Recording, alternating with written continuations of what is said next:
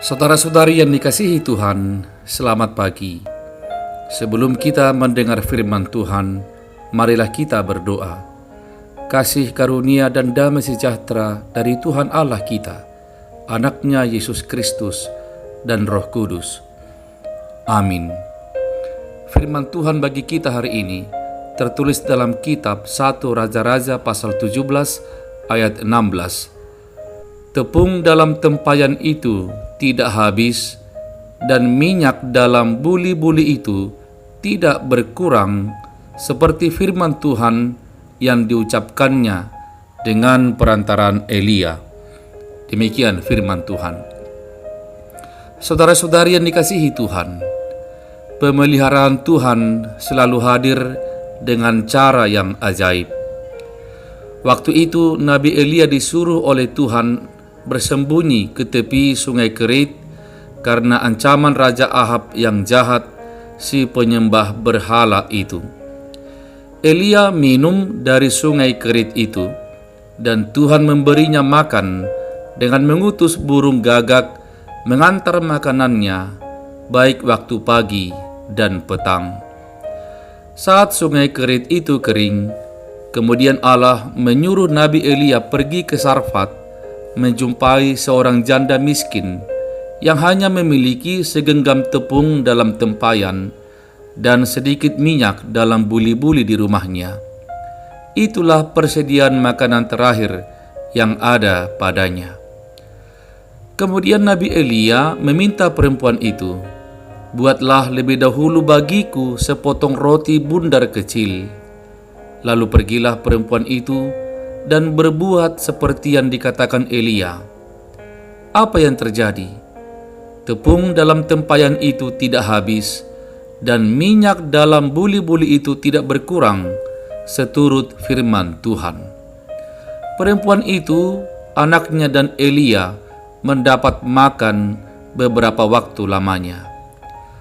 Saudara-saudari yang diberkati Tuhan, di tengah kondisi kita yang masih berkecukupan, bahkan persediaan makanan dan harta masih banyak kita miliki atau kita simpan, apakah kita memiliki iman sebesar janda di Sarfat itu? Dia memberi persediaan makanan terakhir yang dia miliki karena dia percaya dan beriman kepada Tuhan Allah yang disembah oleh Nabi Elia. Dia tidak memiliki keraguan-raguan sedikit pun, tidak khawatir atas apa yang akan dia makan bersama anaknya. Dia percaya saja bahwa Tuhan tidak akan membiarkannya mati kelaparan. Keajaiban terjadi pada Nabi Elia. Tuhan memakai burung gagak yang rakus itu membawa makanan untuknya. Dan keajaiban kepada janda di Sarfat itu pun terjadi. Tepung dan minyaknya tidak pernah habis. Saudara-saudari, di tengah-tengah penyakit keserakahan umat manusia kini, berbagi dan memberi dalam kelimpahannya pun sudah hitung-hitungan.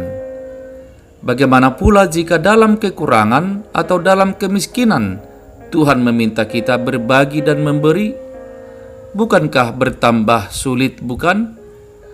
Padahal firman Tuhan tertulis dalam 2 Korintus 8 ayat 15, orang yang mengumpulkan banyak tidak kelebihan, dan orang yang mengumpulkan sedikit tidak kekurangan.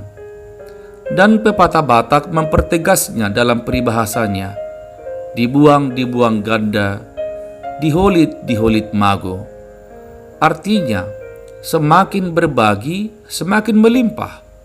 Semakin pelit, semakin berkekurangan. Itulah ilmu iman, bukan ilmu ekonomi. Maka saudara-saudari, Tuhan masih akan mengutus burung gagak menemui kita, membawa makanan dan berkat dari Tuhan.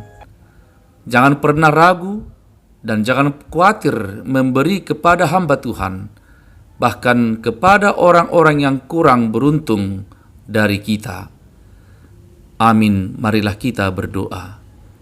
Ya Bapa Tuhan kami, firman-Mu mengingatkan dan mengajar kami dalam kelimpahan kami dalam kekayaan kami, dalam persediaan makanan yang masih melimpah bagi kami. Gerakkanlah hati kami untuk berbagi dan memberi. Sebab dengan berbagi dan memberi, kami tetap berkelimpahan, tidak kekurangan, dan tidak kehilangan apapun. Kiranya semua orang yang percaya melakukannya tanpa ragu dan tanpa khawatir. Dalam nama Yesus, kami berdoa padamu. Amin. Saudara-saudari, selamat pagi, selamat bekerja, selamat beraktivitas, selamat melayani. Shalom.